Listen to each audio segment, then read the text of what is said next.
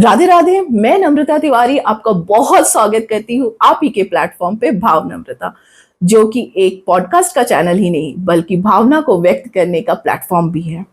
क्योंकि हम जानते ही नहीं बल्कि हमारा पूर्ण विश्वास है कि हर भावना की आवाज होती है, सुनने की जरूरत है। आज हमसे जुड़ रही हैं yoga instructor, reiki grand master, spiritual healer, certified hypnotherapist and a gifted psychic, Mrs Shailja. हमने बहुत सारी बातें की कि लाइफ बिटवीन लाइफ क्या होता है, वूम रिग्रेशन क्या होता है। हमारे समाज में पहले बहुत होता था, अब नहीं होता। गर्भ संस्कार वो कितना जरूरी है और उससे क्या फायदे हो सकते हैं अगर करेंगे तो? गर्भ संस्कार एक्सप्लेन कीजिए। गर्भ संस्कार मतलब गर्भ धारण करने से लेकर डिलीवरी तक एंड 6 months आफ्टर बच्चे का, माँ का अच्छा से केयरिंग और हर वो चीज प्रोवाइड करना, अच्छा चीज सुनना, पूजा पाठ और वो धुआं, तो क्या धूप दिखाते हैं, फूड उस तरह का। तो दिस इज गर्भ संस्कार, right? No, so it happens for some reason, okay, right? तो ये जो हम बात कर रहे हैं, womb regression, life between lives, mothers trauma, daughters trauma और kids trauma, all these things could have been avoided, okay, right?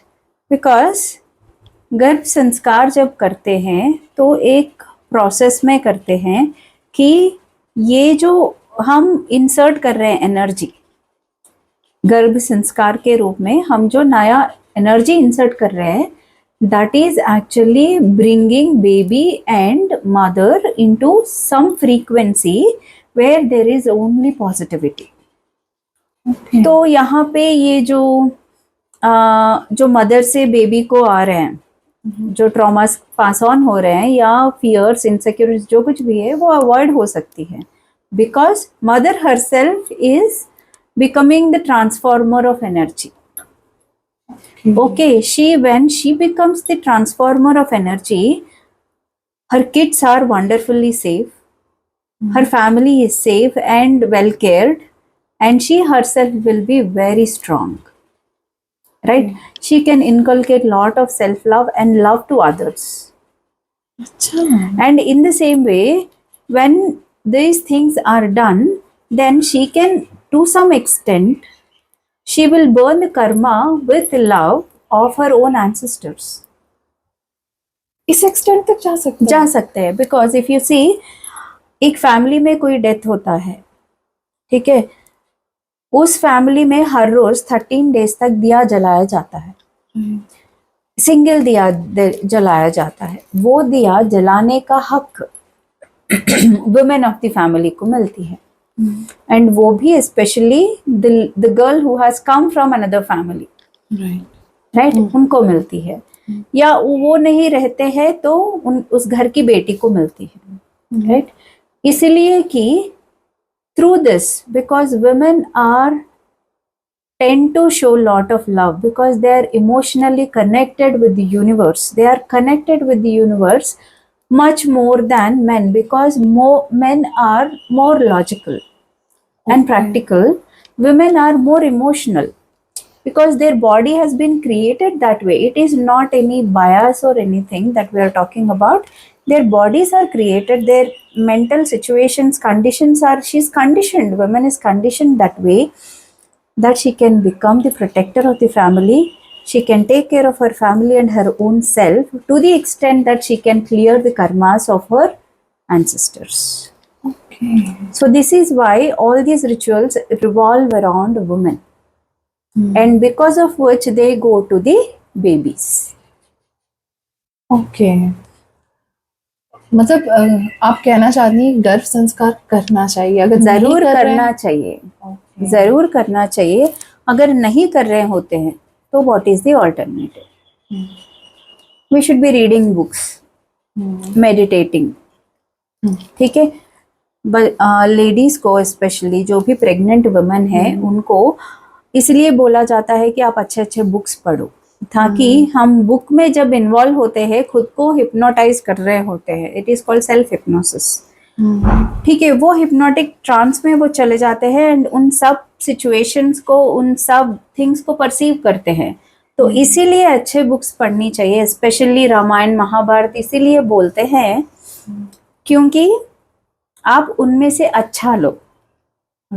ठीक है, जो एक्चुअल लाइफ एसेंस है वो ग्रैब करो उन बुक्स से और उनको बेबी को पास ऑन करो। The same way you know Prahlad, उनके माँ ने जब ये सारी चीजें पढ़ी, ओम नमो नारायणाय, ये मंत्र उसको आसान हो गया था, तो इसीलिए बेटा बाहर आकर नारायण मंत्र कर रहा था। So this is why, because the गर्भ संस्कार has been done in a way. If not, read books.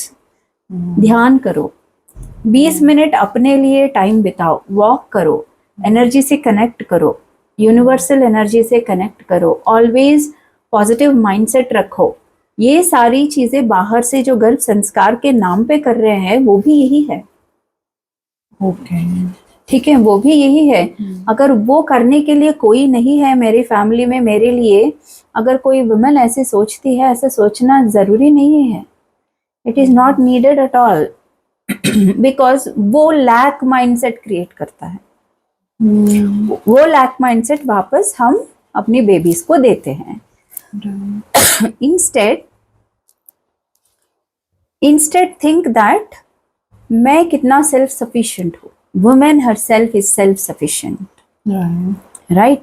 She is a transformer of energy, I will call, because कितना काम करती है। I'm not reducing men here.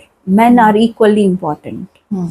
ठीक है, एक woman अकेली जितना काम चलाती है उतना ही men भी काम चलाते हैं। But woman has that emotional connect because she is pregnant, she is carrying the baby.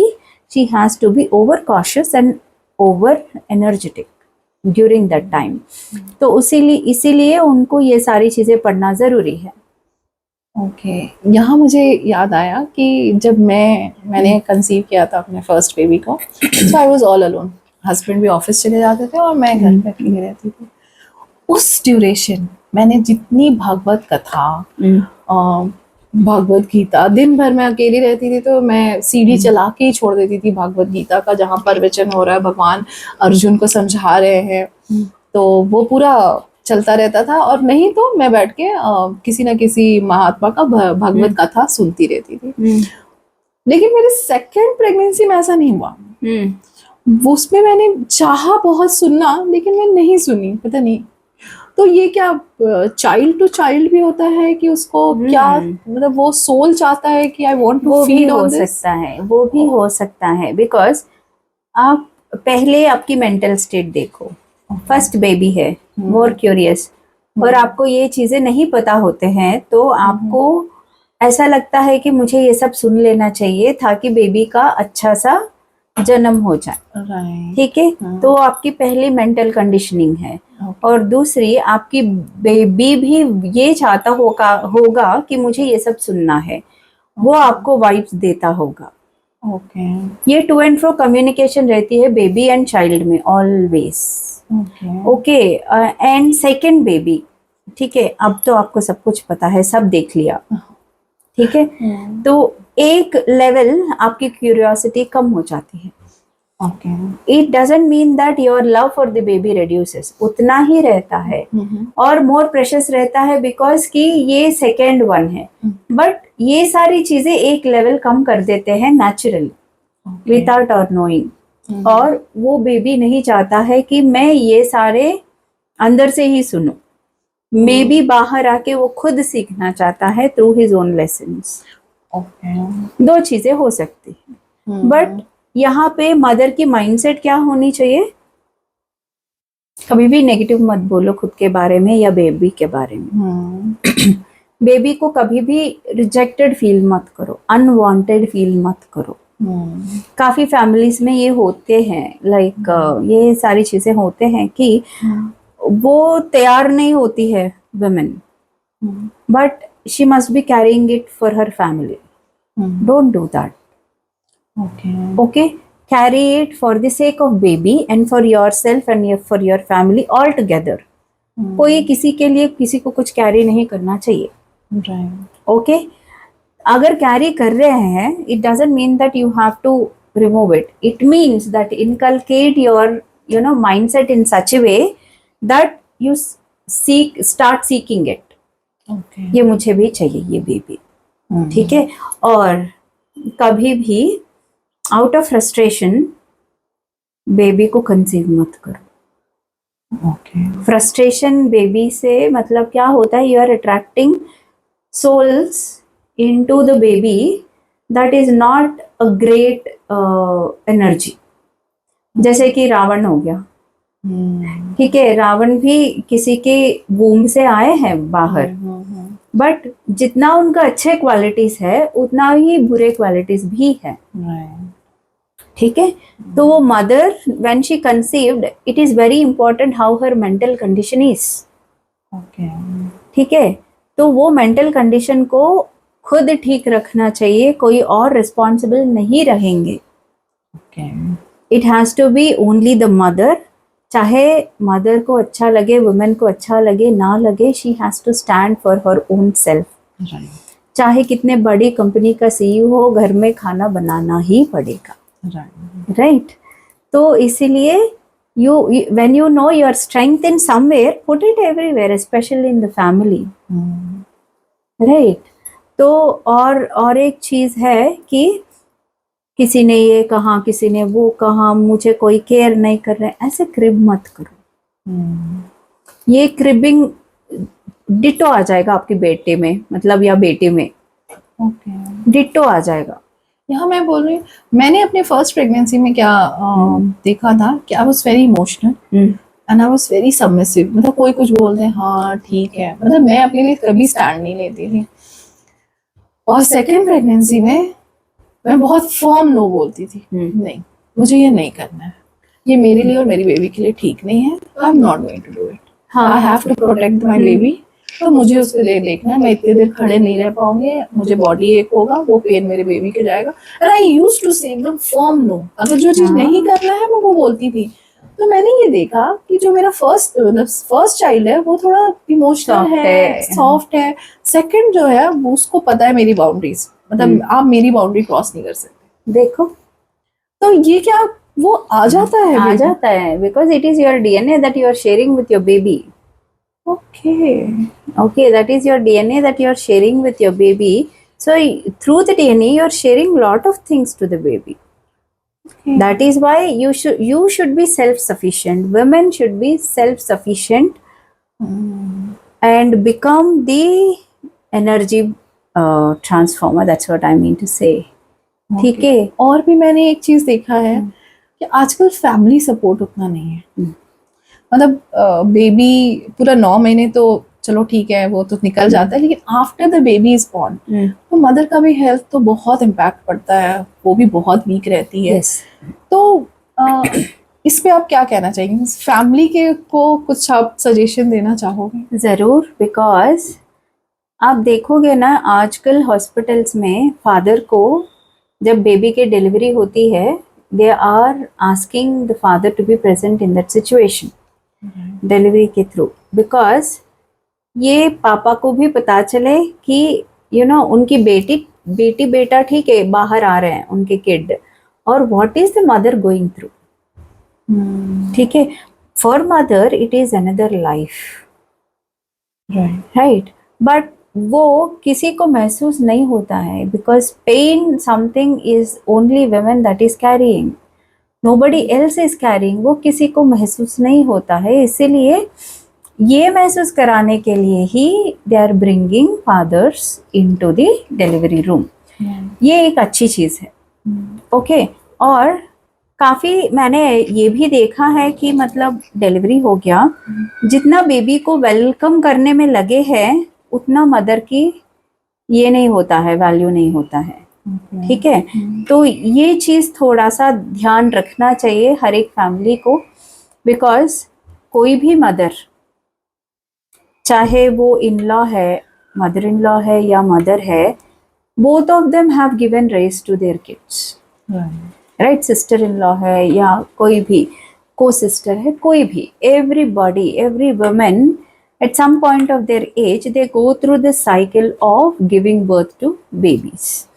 It doesn't mean that those who cannot give, they will not have love. They also deserve love, but these people when they are going through, they deserve more love, because हर किसी को पार करना ही है ये।